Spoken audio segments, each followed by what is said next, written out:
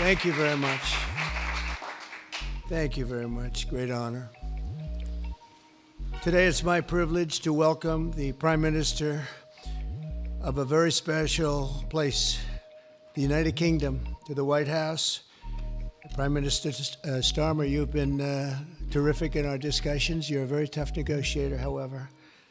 I'm not sure I like that, but that's okay. Very, very special person. The Prime Minister and I have gotten off to an outstanding start. The U.S. and U.K. have a special relationship, very special, really like no other, passed down through the centuries, and we're going to keep it that way. We're going to keep it very strong as it is. Very importantly, I was just notified by letter from King Charles that he's extended through the Prime Minister a historic second state visit to the United Kingdom. And that's a great honor because it's never happened before. One person has never been extended that honor, and I really do call it an honor, but it's not for me, it's for our country. It's respect for our country. So I just want to thank you, and I want to thank King Charles. Thank you very much, and we accept. I don't know if the media is going to follow us. I have a feeling they might. Okay, thank you very much. Appreciate it. I'm pleased to say that the bust of one of the Prime Minister's greatest predecessors, Winston Churchill, is now back in the rightful place in the Oval Office, and we're very proud of it. Our meeting today and the various breakout sessions we had were tremendously productive. Most importantly, I provided the Prime Minister with an update on our efforts to end the bloody and horrible war in Ukraine with Russia, which would never have happened if I were president. That was not going to happen. I promise you that. After 3 years of hellacious conflict, approximately 1 million Ukrainians and Russians have been senselessly killed, but the number, I believe, is much higher than that. Countless schools, hospitals, towns, and beautiful ancient churches have been absolutely obliterated. To begin the process of ending this spiral of death, I had historic back-to-back calls with President Putin, very successful calls, I might add, and President Zelensky, and my team also spoke with the Secretary General of NATO on numerous occasions, and we're working very hard to get that war brought to an end. I think we've made a lot of progress, and I think it's moving along pretty rapidly. And I want to thank all of the people that are here that have been working on it. And we'll let you know what happens. It'll either be fairly soon or it won't be at all. In addition, this week I met with President Macron of France, as you know, and held talks with members of the G7. Tomorrow, the progress toward peace will continue when President Zelensky visits the White House. He'll be here tomorrow in the early part of the day, and we'll be signing a historic agreement that will make the United States a major partner in developing Ukraine's minerals and rare earths and oil and gases, and we have a great understanding. I think it's going to be great for Ukraine. We're going to be at the site, and we'll be digging. We'll be digging. Dig we must. A big utility in New York, Con Edison, they used to have a sign, dig we must, and we will be digging.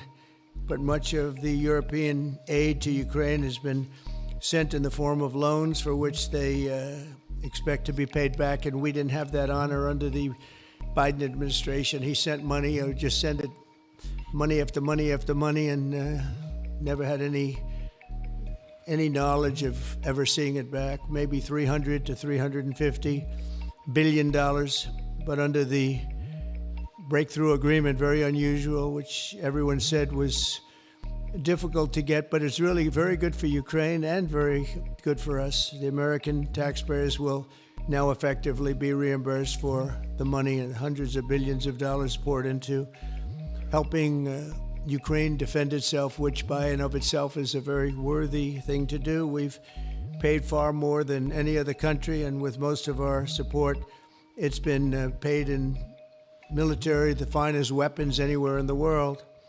This includes vast amounts of military hardware, ammunition, and various other things that we now have to start rebuilding our own stockpiles. Additionally, the minerals agreement will provide the basis for a more sustainable future relationship between the United States and Ukraine, and thus stimulate the long-term prosperity that will help the Ukrainians rebuild their country. It's been demolished, and the ruined infrastructure. The infrastructure, as you know, is in very bad shape.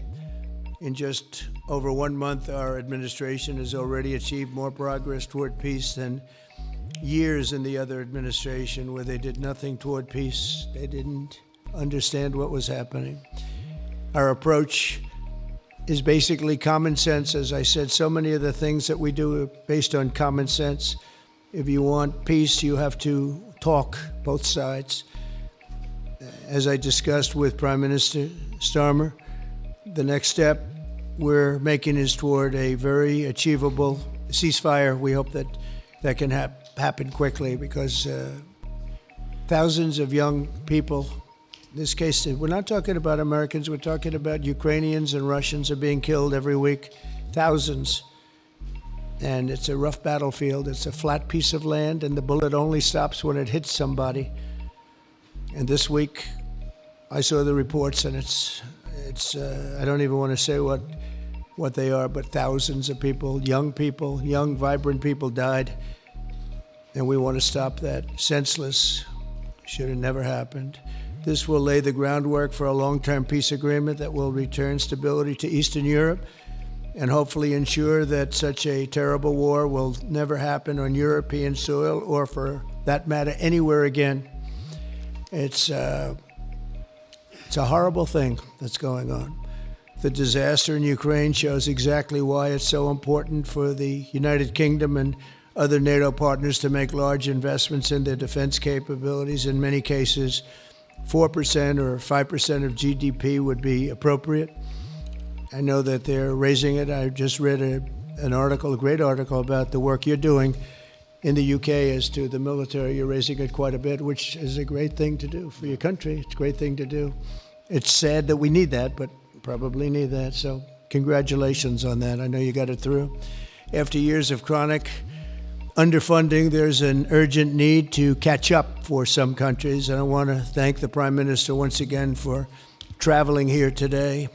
Working together, I believe that we'll once again demonstrate the power of our country's unique friendship. This is indeed a unique friendship. It's been many years, and I think it's only gotten stronger, and we will make sure that it stays that way. We're going to have a great trade agreement. One way or the other, we're going to end up with a very good trade agreement for both countries, and we're working on that as we speak. I think we'll have the confines. I think we'll have something maybe even in terms of possibilities agreed to very shortly. JD's working on it, Vice President, and Scott, and I'm just looking at this whole from Mike. You're going to work on it. Everyone's going to work on it. We'll see if we can do something pretty quickly, but we're going to make some great trade agreements with the UK and with the Prime Minister, and it'll happen very quickly. So I just want to thank you again, and please thank King Charles for the invite, and I look forward to you giving our acceptance on behalf of the United States of America. Thank you very much, sir.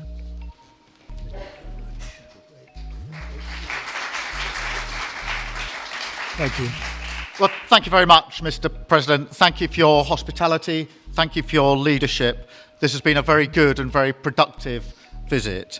And with your family roots in Scotland and your close bond with His Majesty the King, it's good to know that the United Kingdom has a true friend in the Oval Office. And it was so good to see the bust of Winston Churchill back in its rightful place just a moment ago. But look, in a moment of real danger around the world, this relationship matters more than ever. We remain each other's first partner in defence, ready to come to the other's aid, to counter threats wherever and whenever they may arise. No two militaries are more intertwined than ours. No two countries have done more together to keep people safe. And in a few weeks, we mark VE Day, the 80th anniversary of victory in Europe.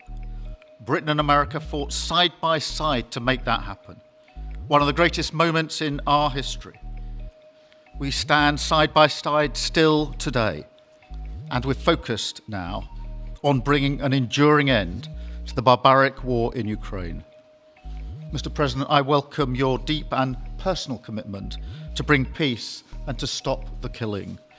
You've created a moment of tremendous opportunity to reach a historic peace deal, a deal that I think would be celebrated in Ukraine and around the world. That is the prize. But we have to get it right. There's a famous slogan in the United Kingdom from after the Second World War. That is that we have to win the peace. And that's what we must do now. Because it can't be peace that rewards the aggressor or that gives encouragement to regimes like Iran. We agree history must be on the side of the peacemaker, not the invader. So the stakes, they couldn't be higher. And we're determined to work together to deliver a good deal. We've discussed a plan today to reach a peace that is tough and fair, that Ukraine will help shape, that's backed by strength, to stop Putin coming back for more. I'm working closely with other European leaders on this, and I'm clear that the UK is ready to put boots on the ground and planes in the air to support a deal, working together with our allies, because that is the only way that peace will last. Mr. President, in this new era, you're also right that Europe must step up. And let me tell you now, I see the growing threats we face, and so the UK is all in. This year we'll be giving more military aid to Ukraine than ever, and just this week I've set out how we're shouldering more of the security burden. We're already one of the biggest spenders in NATO, and now we're going much further, delivering Britain's biggest sustained increase in defence spending since the Cold War. This isn't just talk, it's action, rebalancing the transatlantic alliance, making us all stronger, and standing up for our shared values and shared security, as Britain always has. And Mr. President, it's no secret we're from different political traditions, but there's a lot that we have in common. We believe it's not taking part that counts. What counts is winning. If you don't win, you don't deliver. And we're determined to deliver for the working people of Britain and America, who want and deserve to see their lives improve. So we're both in a hurry to get things done, and that's what the UK and US do when we work together. We win and we get things done.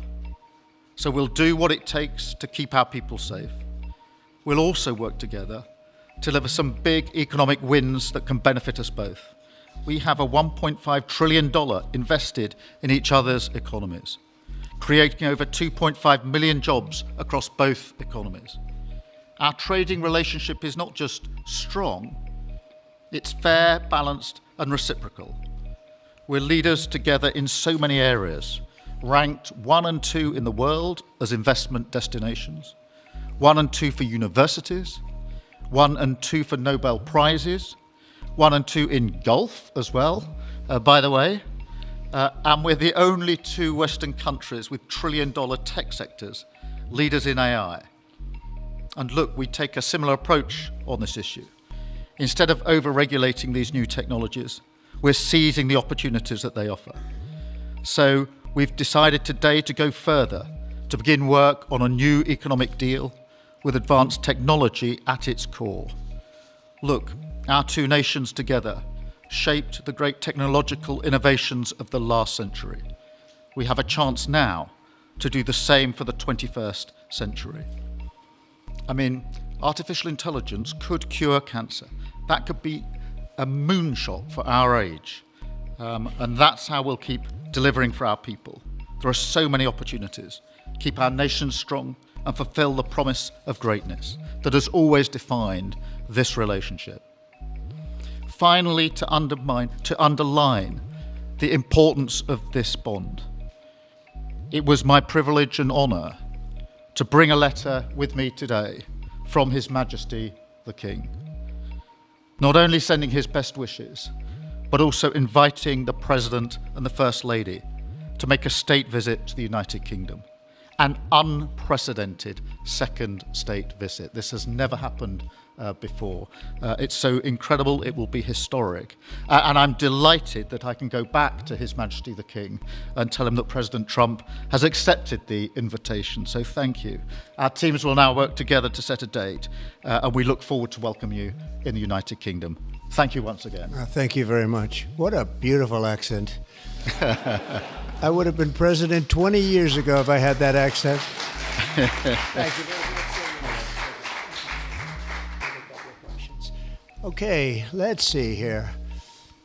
Go ahead, please. Thank you, Mr. President. Earlier today, you told me that you believe that foreign countries pay tariffs, but Americans who are concerned about higher prices believe, as most people do, that they're paid by consumers and importers when they import things into this country. Can you explain how you came to this belief that foreign governments are paying tariffs? And for the Prime Minister, did you discuss with President Trump his repeated statements of desire to annex Canada? And has the King expressed any concern over the President's apparent desire to remove one of his realms from his control? So I'll go ahead. The first part, the tariffs are necessary because we've been treated very unfairly by many, many countries, including our friends, friend and foe. But we've been treated very unfairly in trade at levels that nobody's really ever seen before, and especially under the Biden administration, they really took advantage of the United States. I put massive tariffs on China during my 4 years. We had the best economy in the history of our country. Probably the best economy, maybe the best economy in the history of the world.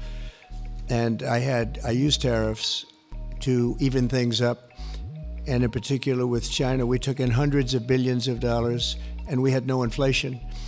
And it's a myth. It's a myth that's put out there by foreign countries that really don't like paying tariffs, and especially to even up. So we've been treated badly by a lot. We're using tariffs.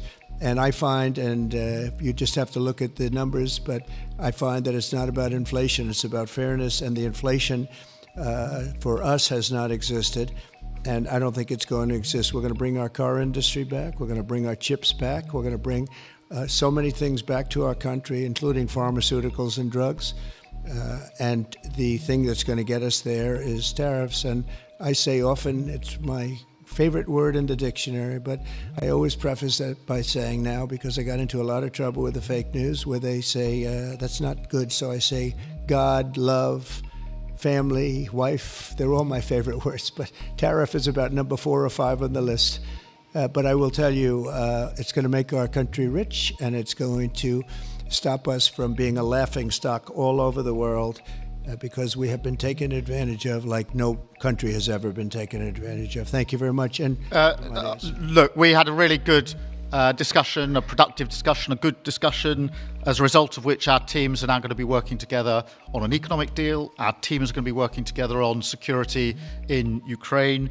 You mentioned Canada. I think you're trying to find a divide between us that doesn't exist. We're the closest of nations, and we had very good discussions today, but we didn't discuss Canada. Thank you. Please. Go ahead. Go ahead. Yes. Thank you. Hi, Natasha Clark from RBC. Mr. President, you've said you're working on a new trade deal with Britain, which we of course welcome. President Obama once said Britain was at the back of the queue for that trade deal. Where are we now? When do you think we're going to see that?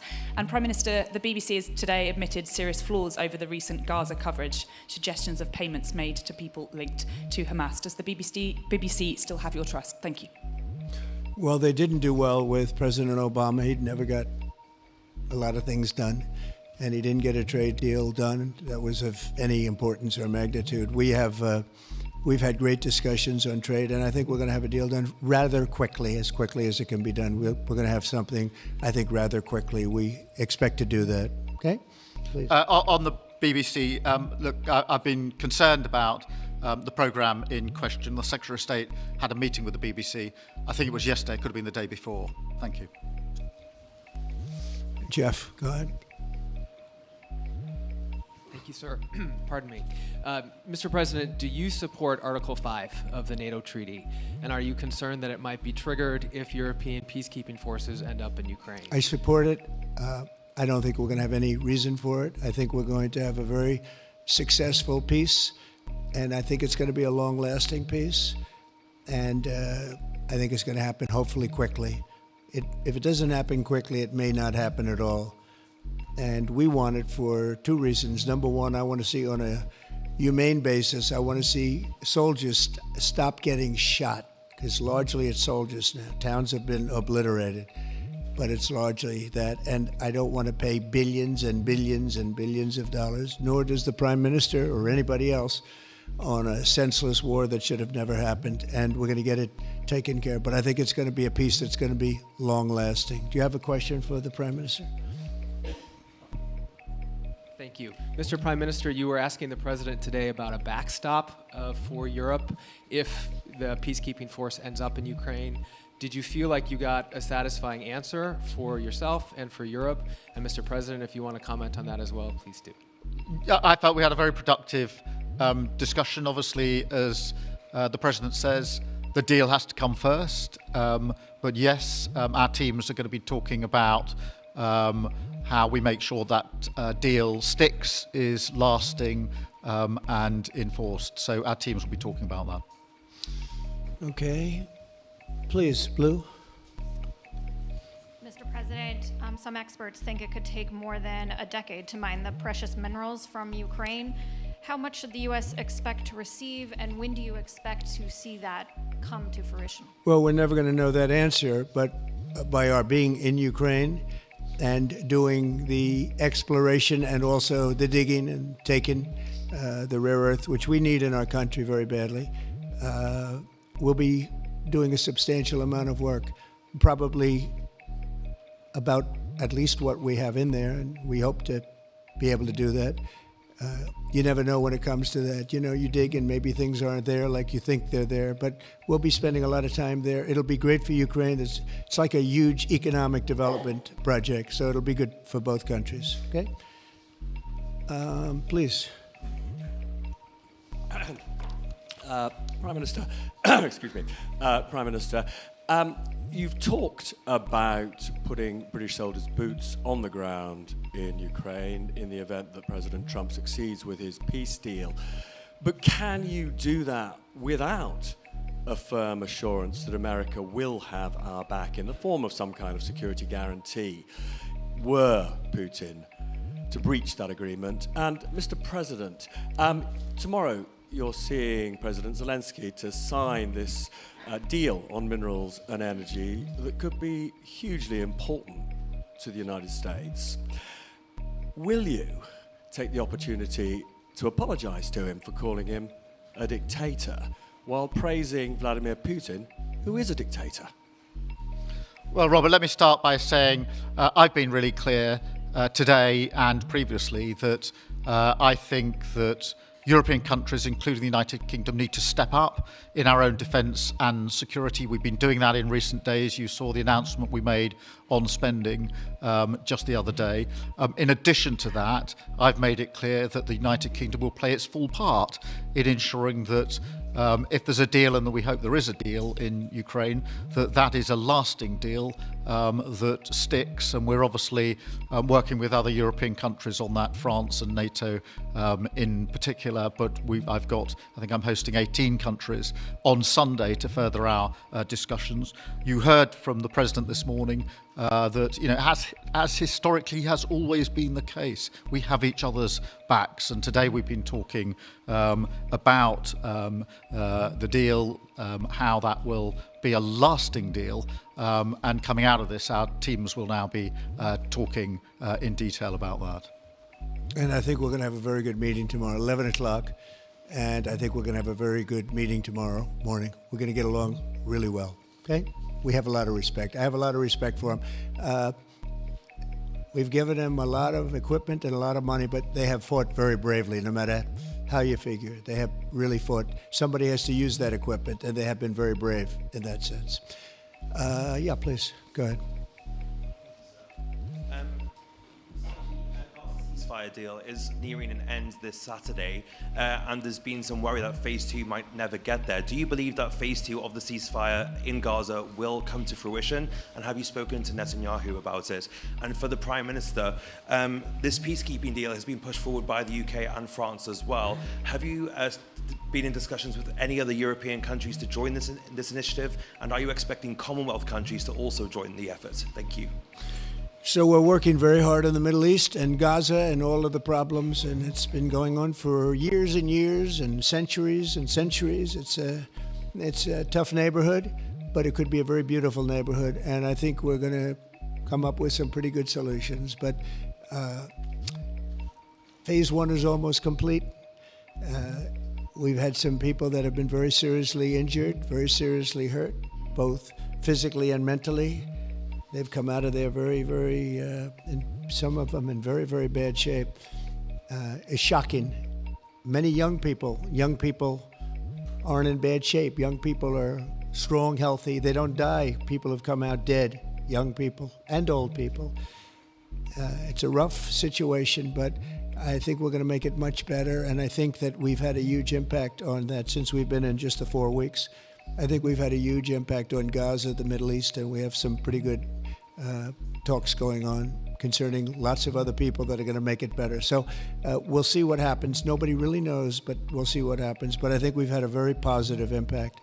Prime Minister? Yeah, on the question of the European countries, yes, I've spoken to a number of countries, particularly in the last few weeks. We had a meeting in Paris last week. I've got a meeting on Sunday with 18 countries to further our discussions. Obviously, we've been talking quite intensely to our French colleagues and to NATO, but to other countries as well, because, as I say, I think it's important for European countries, including the United Kingdom, to step up and do more in the defence and security of Europe and our continent and the United Kingdom, and we'll do so. Well, we're talking to a number of other countries. Thank you. Yes, in the red, please. Pink red, flaming red. Is it me or her? Go ahead. Okay, thank you, Mr. President. A question on Ukraine. Number one is, if you're not considering the security guarantees, are you open to other forms of, for example, intelligence cooperation with Ukraine? And Mr. Prime Minister, President Trump has proposed a plan for Gaza. Does this fit into the two-state solution that the UK held for a long time? Do you see it fit into your general Middle Eastern strategy? Thank you so much. Yeah, thank you very much. We're open to many things, but before I even think about that, that's almost pleasant to think about because that would mean that peace has been arrived at. We have to arrive at that peace. And, you went 3.5 years with an administration that never even really had a meeting. They didn't have a meeting on peace. And there was no prospect of peace. I think, frankly, Russia wanted to go through the whole long deal. I don't think they do anymore. I don't think they do. We had a very big impact on that whole situation. But I don't like talking about phase 2 until I get phase 1. Phase 1 is I have to make peace. And we have to get Russia to agree. We have to get Ukraine to agree. And I think we will, I think we've come a long way. I believe we're going to get it done. I wouldn't say that if I didn't think so. And I think it will be very important, very historic, and we're going to save a lot of lives. On the question of Gaza, the last few weeks of the ceasefire have been very impactful, and for me there are 2 images that I remember more than any other. The first is Emily Damari, who is British, being reunited with her mother. You may remember she had her fingers missing after what she endured. That was an incredible moment. I'd spent a lot of time with her mother whilst she was held captive, and her mother went through absolute torture.